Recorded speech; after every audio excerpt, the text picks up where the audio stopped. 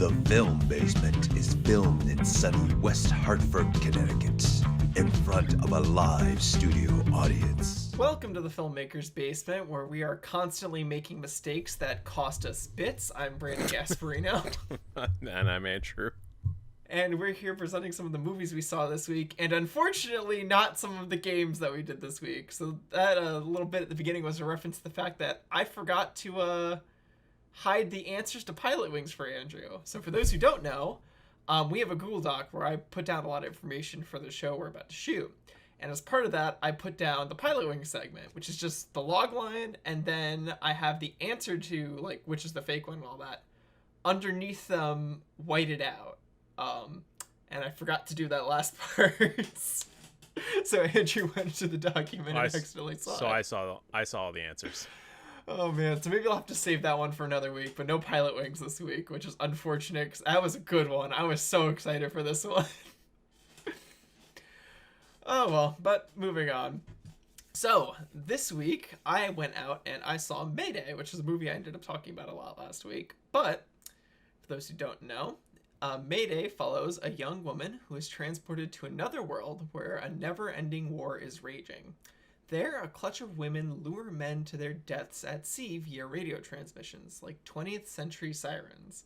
Soon she realizes she's not the killer they want her to be. So, I do think, looking back on it after seeing the movie is actually really aptly named, because it's essentially following women who are victims of abuse, and how they are dealing with those, like, dealing with the abuse they suffered through. And we never really see, like, what it is that, like, they were going with. There's, like, little hints here and there, but we do get kind of an idea for how they ended up here. And that's when you kind of realize, oh, wait a second, all of these women are dead as a result of either their abuse or taking their own life due to the abuse. It's like in the first like 20 minutes. Like, they actually get to this pretty quickly. Yeah. Oh, okay. The spoilers are for what comes later on in the movie, which is just, like, wild to an extent.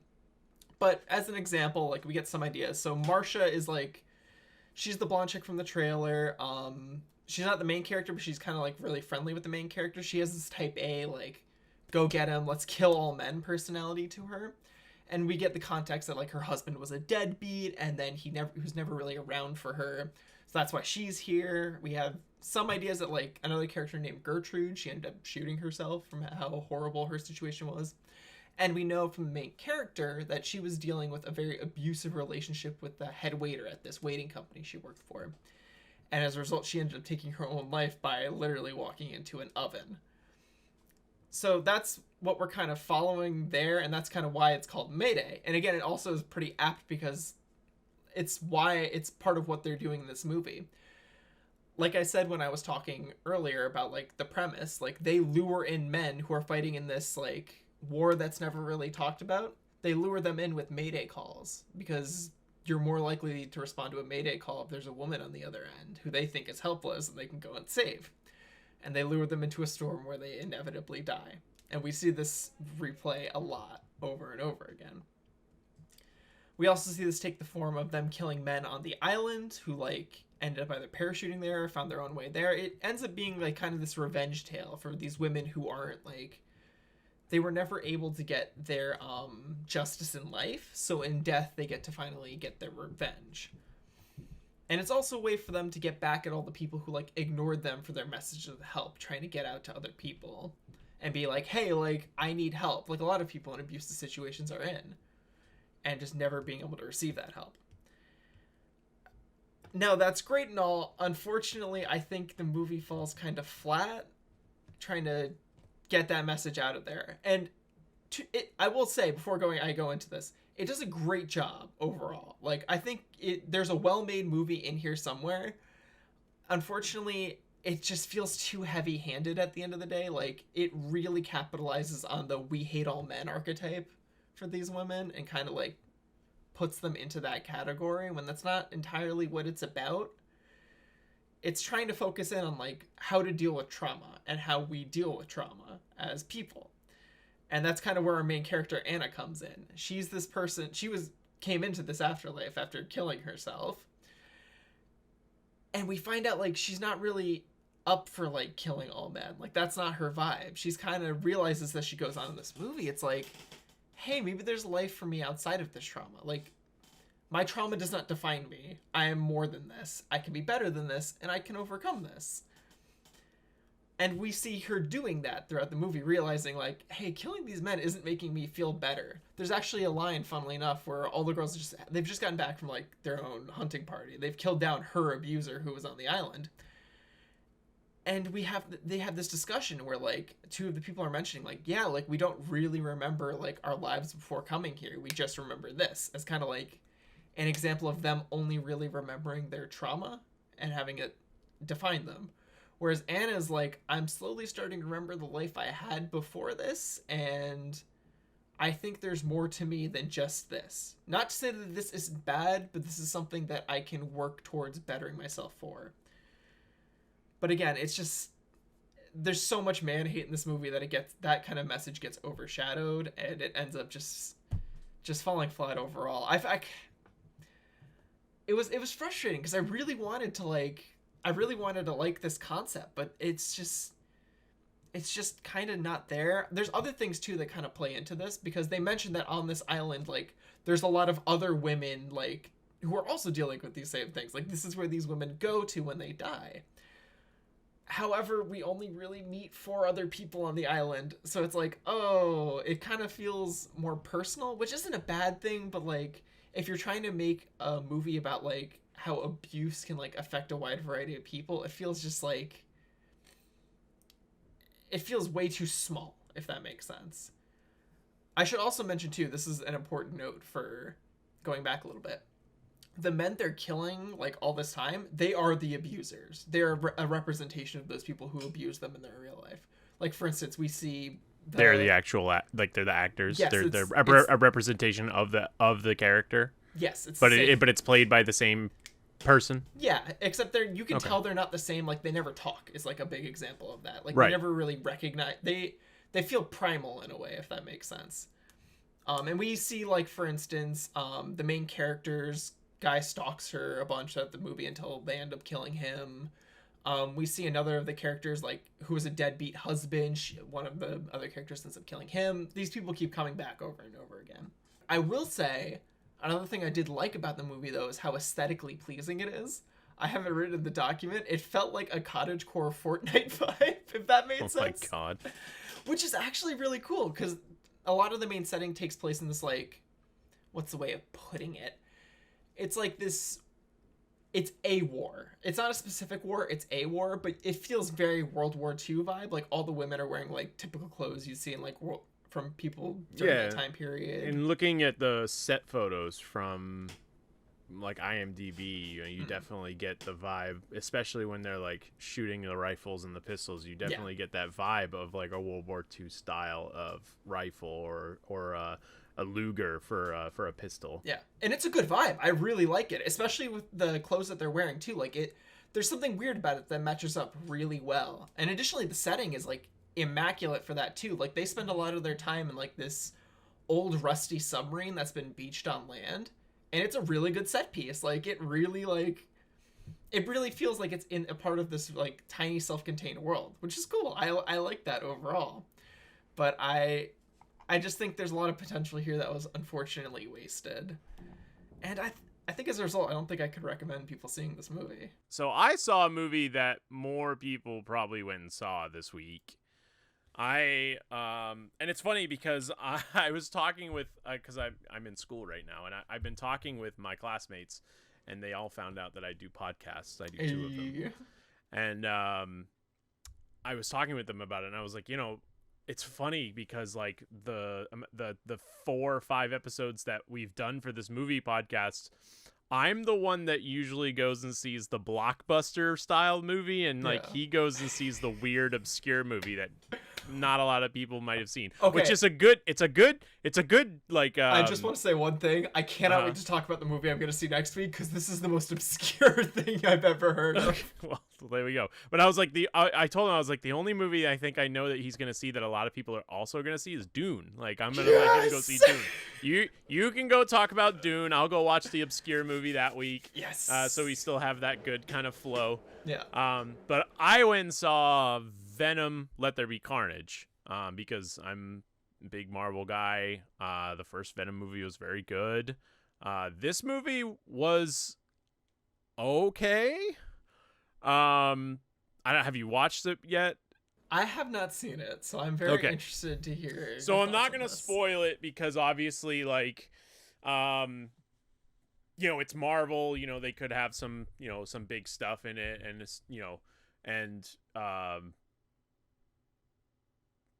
obviously, like, they're gonna like put some stuff out into the movie that like it's gonna blow your mind.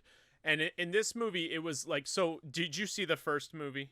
I have not, but I've seen enough podcasts kind of panning it that I think I know the gist. The first movie is all about Eddie Brock. He's down on his luck. He gets this story that he's gonna write about, and he gets infected by the I mean, in the first movie, it pissed me off completely because they kept calling it symbiote, which, no, it's a symbiote. So he gets infected by the symbiote, Venom, and obviously everyone knows who Venom is. He goes from human, and Venom comes out, and he's a big sticky monster that eats people. His big sharp teeth. And the whole movie is about how, the first one, is about how he's got to get used to Venom, and how like they have to like coincide, because Venom was always put into a host, and that host would not survive because they weren't a good match. So in this movie, it took a completely different turn, and it's all about how they can't live without each other, because him and Venom get into a fight, and at one point in the movie, Venom just leaves, and Eddie Brock is without Venom again, so he's venomless, and Venom is hopping from host to host.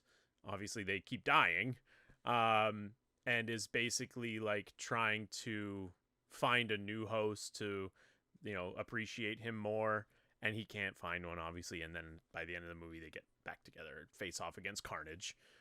And then that's kind of like the sub story, the story on the side of the main story. The main story is obviously all about Cletus Cassidy and Carnage, and boy does Woody Harrelson does a great Cletus Cassidy. Like, when we saw him at the end of the first Venom movie, because you do see him at the end of the first Venom movie, Woody Harrelson as Cletus Cassidy. And I was kind of like, oh, this might be a really good casting. We'll have to see what it is in the sequel. And sure enough, like, he does a great job as this psychopath serial killer turned into giant red monster. You get it from the trailers. Cletus Cassidy bites Eddie Brock at some point, and his blood gets into his mouth, and that's how kind of Carnage is born. So Carnage, he's on death row. He's about to get injected with the stuff to kill you, and Carnage comes out, and Carnage basically saves the day, and they go on like a revenge spree to try to kill Eddie Brock and Venom, while also trying to save Cletus Cassidy's girlfriend from when he was a younger child or a teenager. So it's kind of a very there's a lot packed into a very short movie, because like I said last week, it's only 90 minutes.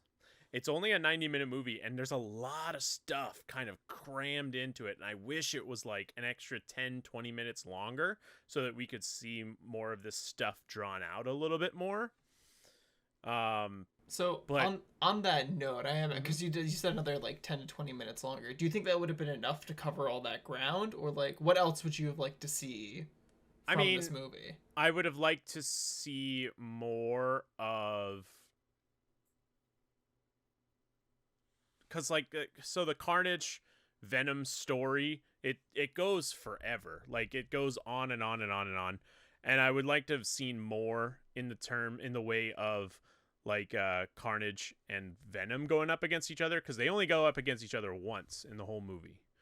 Um and I kind of would have liked to seen like something that was like they went up against each other and then like Venom loses, and then at the end they go up against each other again. Um yeah, it's just, I don't know. It was too short. It's actually the shortest Marvel movie that they've made so far. But everyone does a great job in the movie. So you got Tom Hardy, who obviously plays Eddie Brock, Woody Harrelson, who plays Cletus Cassidy, Michelle Williams comes back, Naomi Harris, who plays Cletus Cassidy's girlfriend and fiance. She is the same actress who plays Diadoma in Pirates of the Caribbean, the witch lady. And then that's pretty much like the main cast. I mean, you have Detective Mulligan, who's featured in the comics a lot in the Venom storyline, and he kind of gets a little sneak preview of like what might happen with him later. So that was kind of cool. But other than those 4-5 characters, there's not many other characters in the movie. Like it just kind of focuses all on them and Venom, obviously, because Venom and Carnage are basically their own character. So on that topic, because you mentioned earlier that there was the subplot between Venom and I don't remember what the human's name was, but they were Mr. Brock. They were separated essentially, and Venom was trying to find a new host. Mm-hmm. Maybe this is just me, but how is that played? Because in my head, I'm imagining that coming off almost a little comedic to a degree. Yeah, and it definitely has a comedic style. I was also a little upset because the movie got a PG-13 rating, and this definitely needed an R rating. There are not a lot of Marvel movies that are R, and I have a theory of why it was PG-13. You'll have to go watch the movie for us to discuss that, because like I said, I'm not giving anything away. But it got taken down from an R to a PG-13, where movies like Logan and Deadpool for the Marvel side have really done really well with an R rating. And Venom is he's a badass character. Like, he's a badass character that kills people, and Carnage is a serial killer who also kills a lot of people.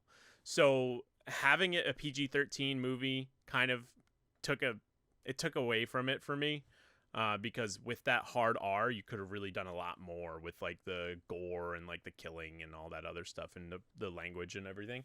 But it definitely has a very comedic style to it because it is a Marvel movie. Marvel movies are very comedic in the way that they are made and they're produced. It's a very like a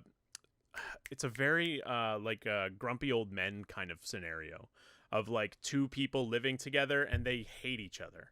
And then obviously, like I said, they separate, and it's kind of funny. Like when they do it, like you see it, like it's in the trailer, so it's not really spoiling anything, but Venom is outside of, because Venom can manifest himself outside of Eddie Brock as like a face, just essentially. So he manifests himself outside of Eddie Brock, and he headbutts him in the face and breaks his nose. And he goes, "Oh, I'm sorry, I broke your nose. Here, let me fix it." And he fixes it for him, and he said, "So I can break it again." And he smashes his head again. So it's got that very comedic style of funniness to it. And then obviously, yeah, they leave. And so obviously Venom can't manifest himself outside of a host. So when he's outside of a host, he's just basically a pile of sludge.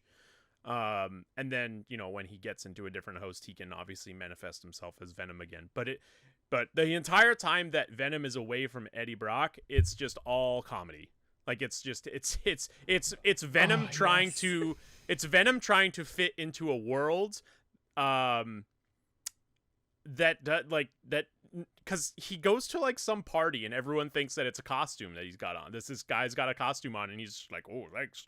And he's got all these like glow rings like all over his body, like he's covered in like glow sticks and stuff. And it's kind of because he went to a rave, and it's, you know, it's funny, and then it also gets a little sad because, you know, he misses Eddie. You know, the whole dynamic of Eddie and Venom is funny because Venom is trying to help Eddie be a better person.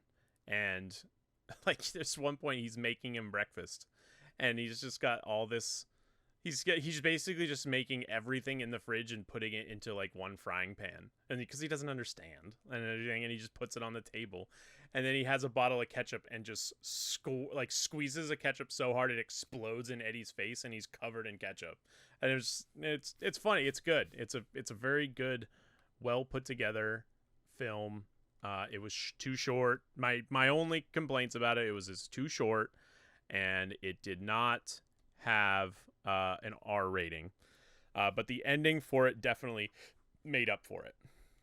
The end of the movie definitely made up for all of its faults. And we will see Venom again. They left it open. It left it open for a third Venom movie. So we will see Venom again at some point. Let's talk about some of the movies that are coming out this week, and I've got two. Well, let me start off because I've got two I'm so fascinated for. And there was one that I was originally probably going to see for next week. I don't think that's going to be the movie anymore because I found it in her Usurper. So the first movie is Lamb. So a childless couple, Maria and Ingvar, discover a mysterious newborn on their farm in Iceland. The unexpected prospect of family life brings them much joy before ultimately destroying them. And what they failed to mention there is that newborn has a lamb head, and that looks fantastic. So the trailer for it, which I'm probably playing right now, is absolutely immaculate. And the effect looks so good. It looks so weird. I'm just so for this movie and being weird in this kind of way. And I was going to see it until I found this next movie.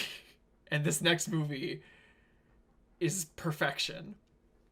It's called Mad God, and it follows the assassin through a forbidding world of tortured souls, decrepit bunkers, and wretched monstrosities forged from the most primordial horrors of the subconscious mind. This is a stop-motion animation film that apparently was being made back in the 1980s. I'm going to look up this dude's name. But essentially, it ended up being one of those things where it just costed way too much money, and he wasn't able to ever finish it. So he put it on hold. Until eventually, a bunch of his employees at the company he worked at stumbled across, like, this project, and they were like, oh my god, this is amazing, we need to make this happen. And so they started working on it, they launched a Kickstarter for it, and it releases this year in a bunch of different film festivals. Phil Tippett. Yes, Phil Tippett. And he's responsible for actually a lot of cool visual effects. He did the Star Wars AT-AT scene in Episode 5. He did the aliens in, oh my god, what is that movie called? The soldier movie with the weird aliens that look like bugs. Starship Troopers. Yes. I believe he did the alien designs for them. Jurassic Park. Famous dude. So you can only imagine the horrifying monstrosities this man can create. And the trailer, I don't think I can show it because it is a little too gruesome. But it looks just genuinely horrifying. And again, this whole film is stop motion as this soldier is traversing through a hellscape. And again, from the trailer, this is literally my depiction of hell. This is exactly what I imagine hell looking like. He has somehow found a way to visualize it in such a perfect way. I just cannot wait to see this. It looks so amazing. I will say it doesn't have a wide release yet. It is being played in film festivals currently. But if you get the chance, I found out there's this online film festival streaming it through a platform called Nightstream. The URL for that is nightstream.org. The tickets are $15 a pop. Watch it. It looks so fucking cool. Cool. Well, I guess we're going to continue with you see the weird shit movie, and I'll see the box office boomer, because I am definitely gonna go see No Time to Die. Yeah. Because it's the final chapter in Daniel Craig's storied career as James Bond. It's his 5th movie that he's done after, is it 5? Yeah. Casino Royale, Quantum of Solace, Skyrim, and not Skyrim. Skyfall. Skyfall and Spectre. And then he was going to be in, he's obviously done No Time to Die. They've been portraying it as the epic conclusion to this era of James Bond. It's got Rami Malek in it, who plays the bad guy. It has Christoph Waltz is returning as, I don't know if he's returning for a major role, but he's returning as Blofeld from when he was in Spectre. I think he was he was introduced in Spectre. So we'll see, and we'll see if anyone else, we'll see if someone else takes up the mantle of 007 at the end of the movie, whether it would be a female or a person of color or just another white guy. But you never know. So, or maybe we won't see that this time. Maybe we'll see it in the next James Bond whenever it comes out. So, Bond has left active service in this movie and is enjoying a tranquil life in Jamaica. His peace is short-lived when his old friend Felix Leitner from the CIA turns up asking for help. The mission to rescue a kidnapped scientist turns out to be far more treacherous than expected, leading Bond onto the trail of a mysterious villain armed with a dangerous new technology.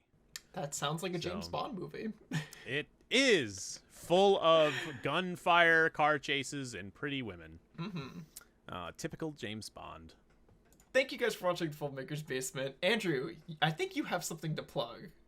I have something to plug every week, but I always forget. So I'll be recording it later tonight, actually in a couple minutes.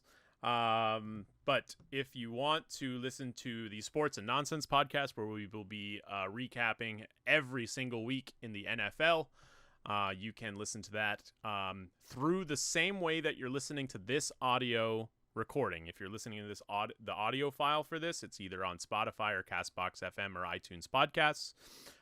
If you wanted to watch the video version of the podcast, it's the same YouTube channel. You're just going to go to the Sports and Nonsense playlist instead of the Filmmaker's Basement playlist. But this podcast that we're doing right now gets put onto my audio link. So it's under the same thing. So after you're done listening to this one, go listen to Sports and Nonsense after. And this week, I'm going to be plugging Mad God. Support your local film festivals. Watch this really cool stop-motion movie. And yeah, thank you guys for watching. We'll see y'all next time.